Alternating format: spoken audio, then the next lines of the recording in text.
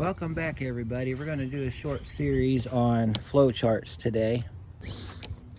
And so, in order to diagnose them properly, manufacturers like General Motors, they came up with a flowchart system. So, how a flowchart works is each one's based off of a code and what the definition of the code is. And then it's basically a true or false issue. So you just go down the chart. If all the conditions are true, there's usually a component at the end of it you have to change. If it's false, then of course there's stuff you have to do after that. So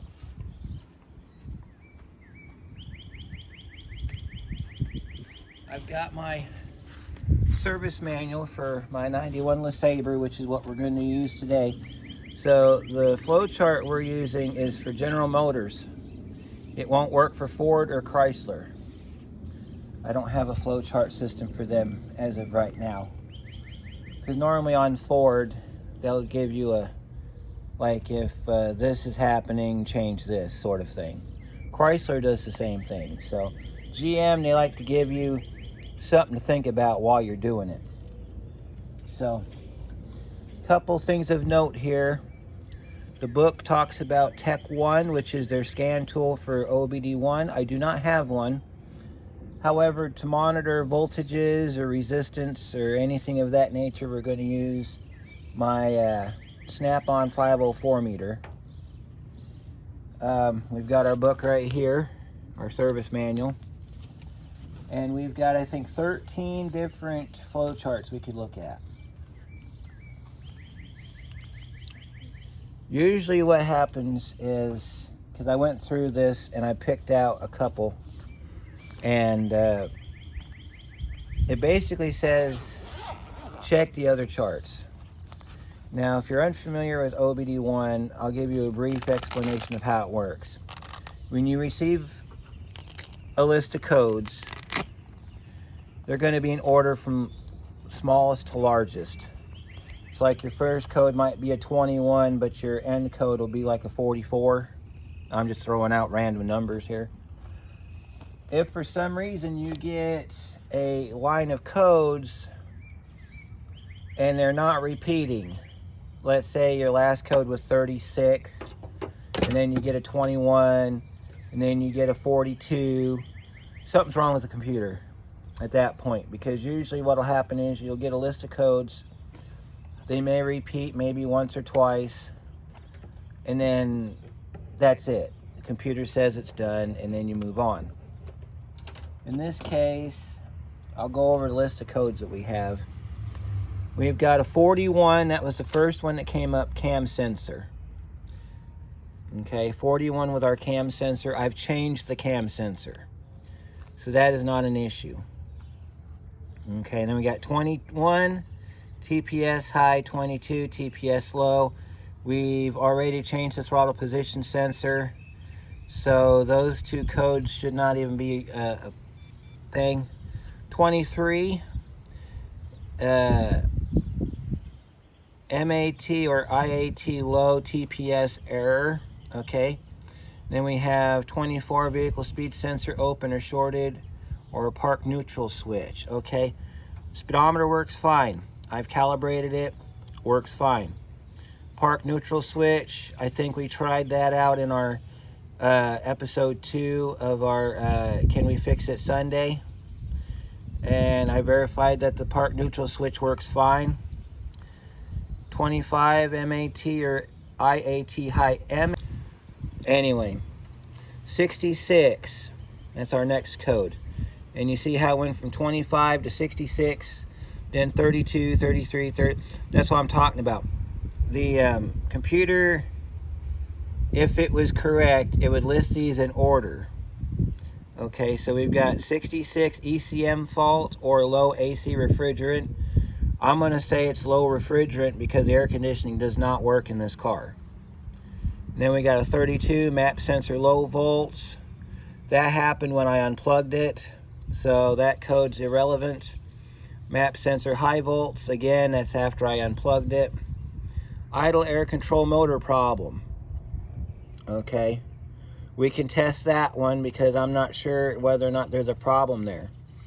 26, quad driver 1 error. Okay, now I will show you what that quad driver 1 error looks like in the flow chart. And then 43 is electronic spark timing low voltage. That has to do a lot with the ignition control module, which I've replaced. Car runs fine, drives fine, nothing wrong. The only thing that's bothering me is that light stays on.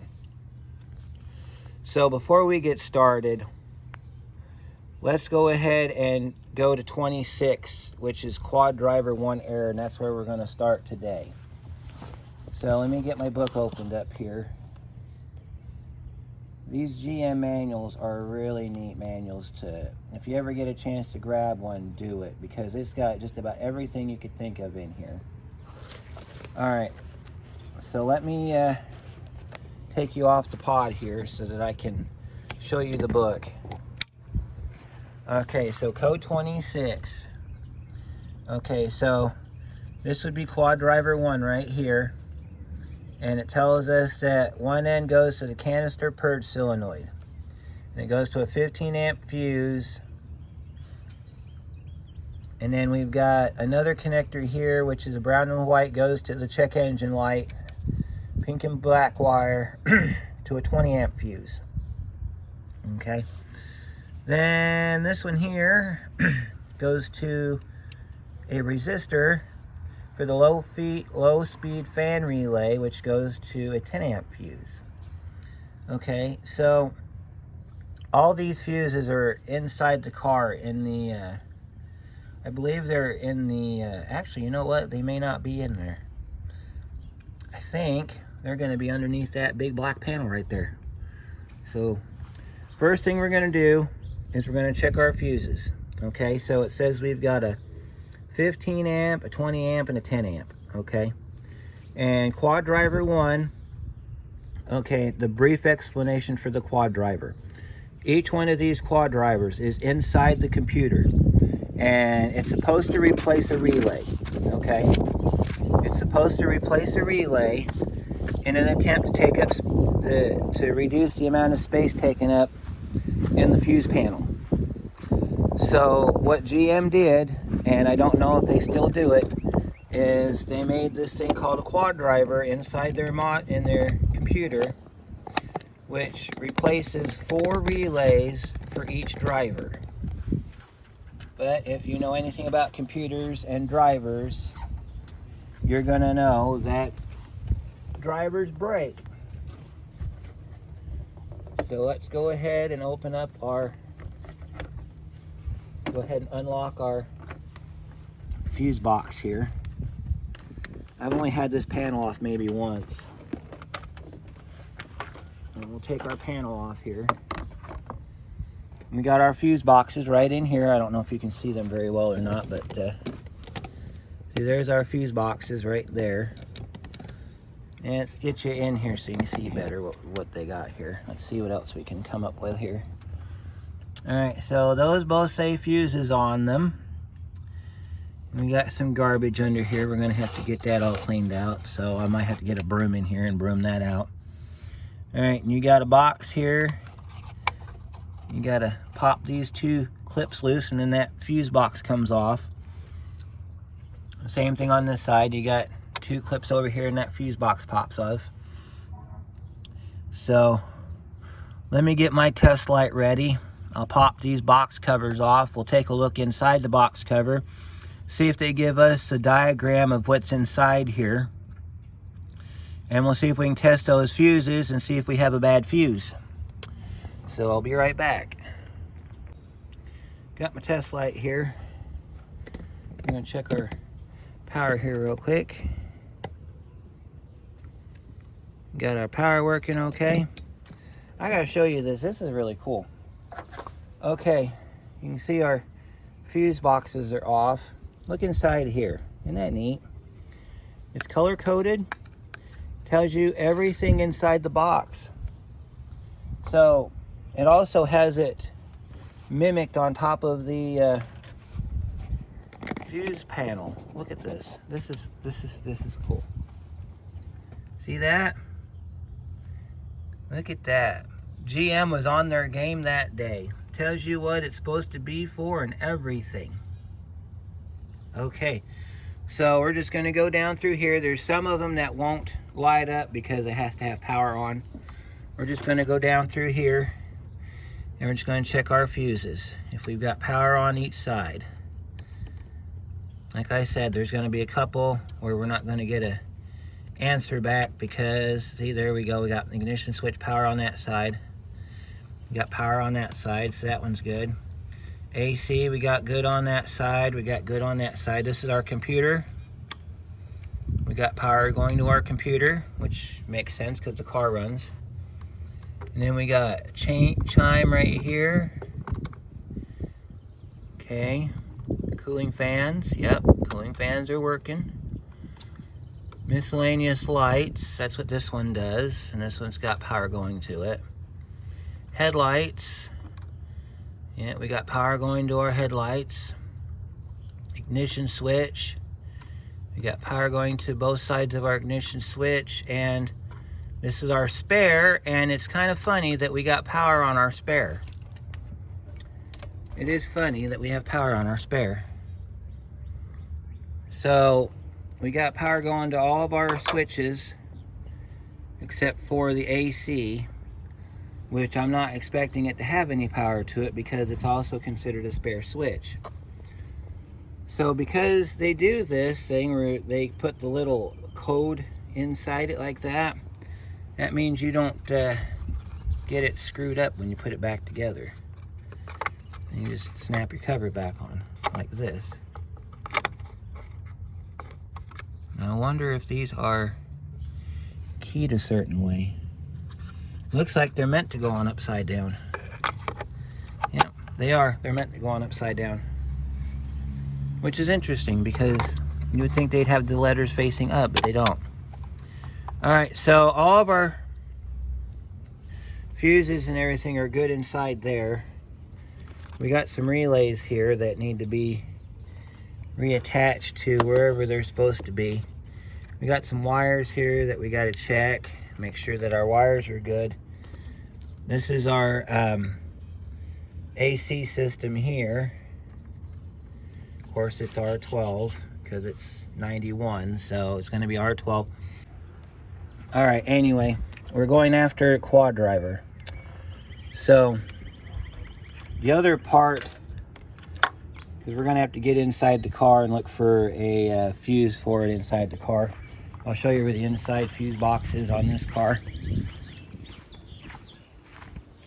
And of course we can take our light with us. Let me grab our test light here. We'll get inside the car. Normally the purge solenoid fuse or anything like that would be in that underhood box. Normally, this car has a hidden panel in it. I'm going to take these two spring-loaded screws loose, pops this panel out. Then you pull it back and away. On the back side has our fuse chart. So let's take a look at our fuse chart. Let's see here. Engine ECM, cruise control. Gauges, spare, inflatable restraint, early airbags, that's what that is, instrument panel lamps, digital cluster, radio, wiper washer, cooling fan relays, ABS, blank, low coolant, chime, cigarette lighter, radio, power antenna. Notice how power antenna is added in there. Because these cars, that was an option. Auto level control, that's your Dynaride, which mine's not working, so that's fine. Brake and hazard lights. So it's going to be probably the 10 amp fuse that runs the computer. Now here's the thing about that. If those fuses are ever blown, for whatever reason, like somehow it got shorted or, you know, fuse was just old and died. car wouldn't run because it has to have that fuse to send the spark to the spark plug through the ignition module. So if the ECM, for whatever reason, doesn't have power going to it, it can't send the signal to start the car. You can still crank the engine over, it just won't start. So go ahead and let me show you the other part, since we're unable to find the fuses. Maybe as we read through the instructions for the flow chart, we will figure out where these fuses live. From what I could tell of it, they live inside the ignition module. Because if you look, this is our chart. It's on the ignition pin. So we got a 15, a 20, and a 10. And then it goes into this thing. Alright, so gives you a short description of what to look for. Tells you the what the test is going to entail. Now, on this one, QDM symptoms. TCC, which is torque converter clutch, INOP, code 39. We don't have a code 39, okay? EGR, INOP, code 63, 64, 65. We don't have that. Hot light on all the time or off during bulb check. We don't have that problem. Coolant fan on low speed all the time or won't come on at all. That's not a problem either, because my cooling fan works just fine. Poor drivability due to 100% canister purge. So, quad driver 1 is not our problem, because if you look at the symptoms that it gave for it, we have none of those codes. However, we have a flow chart. This is what we're looking at here. Okay, so it says step 1, verify proper operation of check engine light by performing diagnostic circuit check. Key on, engine off. Note coolant light, temperature light, or hot light should be on. Okay, so let's turn our ignition switch on and see if our lights come on. Step 1 says that the coolant light has to be on as part of the bulb check. So, let's see if you can get a good view of my dashboard. Yep, all of our lights are on. Okay, so let's go back to our flow chart. Alright, yes, okay. Start engine, no engine coolant temperature light should be off, is it? Alright, so we're going to go ahead and start the car. And we're going to check and see if our coolant light is off.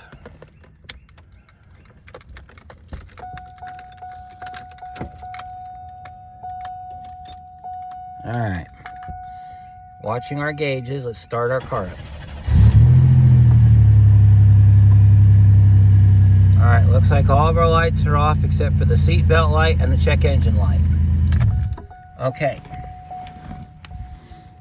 so the question asks,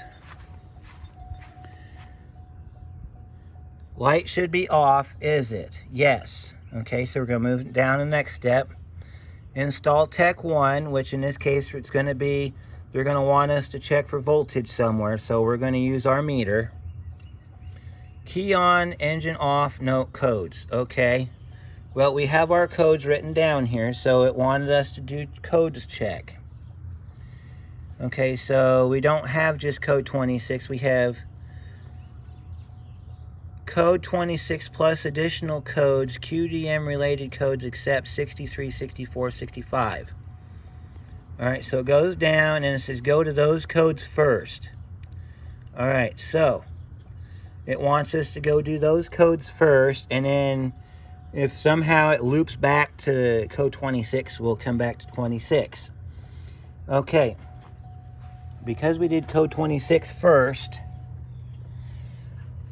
we're going to move on to the next code. So 21 is TPS low. So let's go back a couple charts here. So we're going to go to code 21 and we're going to look at the system. All right, so we have our throttle position sensor, which we've replaced. That's our manifold air temperature sensor, coolant temperature sensor. It goes into the ECM. We got our 5-volt reference wire, we've got our signal wire, and then we've got our sensor ground for this right here, okay? So, let's go over here. Throttle closed. Does Tech 1 display throttle position over 2.5 volts? Okay, so let me connect our, because this is going to be key on, engine off. Let me hook up my meter. I'll be right back. Okay, I got my meter hooked up. Our meter's reading 0.4 volts. So let's go back. It says here, does throttle closed, does Tech 1, or in this case our meter, display throttle position over 2.5 volts? The answer is no. And it says here, code 21 is intermittent. If no additional codes were stored, refer to diagnostic aids on facing page. Okay, well, we do have other codes stored. So it is not a high voltage issue. Let's go to code 22.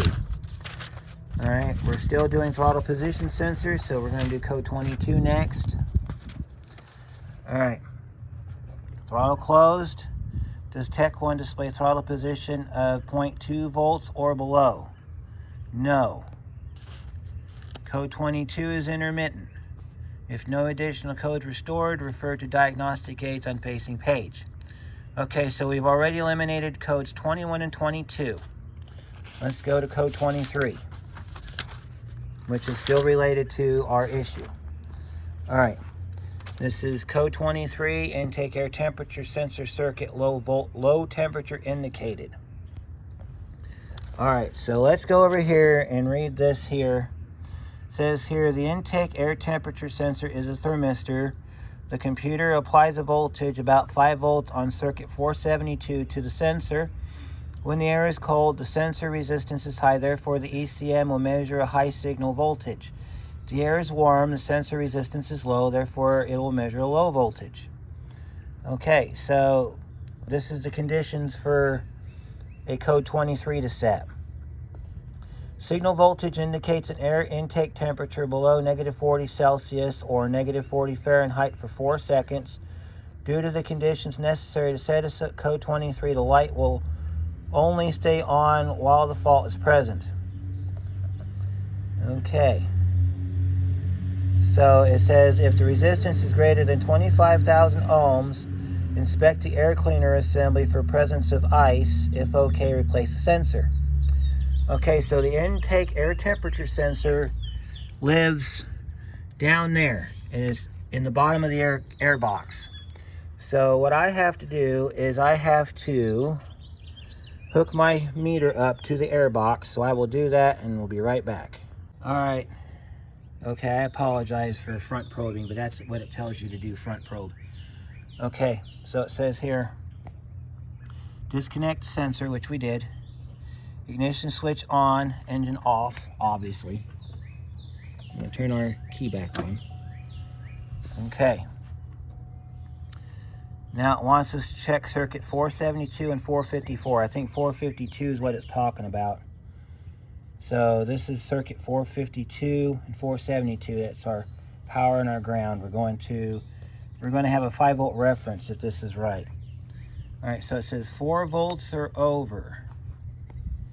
We're reading 5-volt reference. Okay, so we're going to go down. Check resistance across the sensor terminals. See table for approximate temperature to resistance values. Okay, so we got to find our chart. That's our chart. Okay, so what we need to do now is turn our key off, because we've confirmed we're getting our 5-volt reference. In a minute you'll see it kick back to 0. That tells me the computer is shut off. We'll get our ding ding done here. All right, so now we got to get to our air temperature sensor, which sits in the bottom of the air box. Let me see if it's one of those kind where we can pull it out and check it. So let me get that out of there and I'll be right back. Okay, this is the bottom of our air box. There's our neat little air filter sitting down in there. This is our idle air or intake air temperature sensor. Looks like we could probably replace it and be happy with it. All right, so it says here, there's a chart. It is about 70 degrees outside, so our resistance should be about 3,400 ohms. If we touch these two wires together, let's see what we get. I think what I'm going to do is, let's see here. We got to get our pin in there.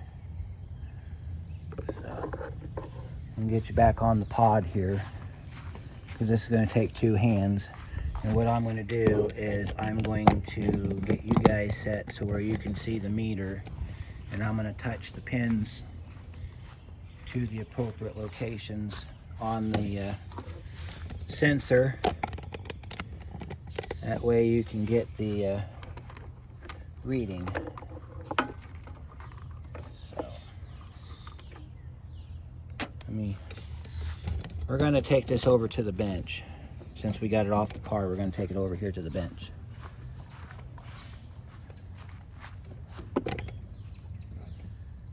And we're going to set our camera like this. Get our meter set up where you can see it.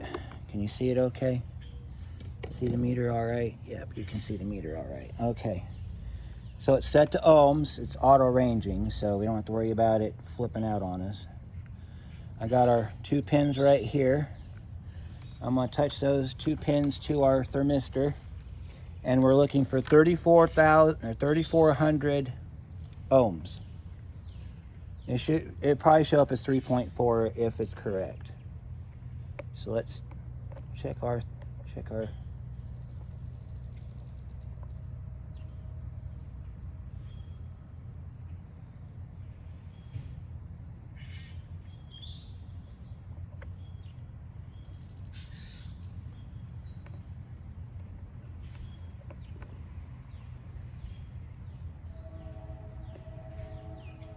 if we can get a reading to stay put.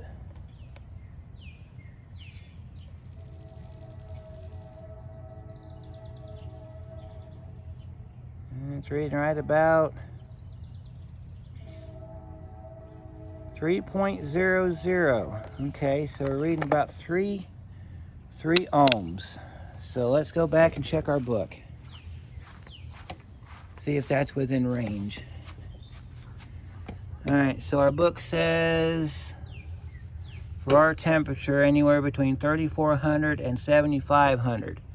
We didn't get that, so it's going to be not okay. So we're going to check our, let me get you off this pod so I can show you better.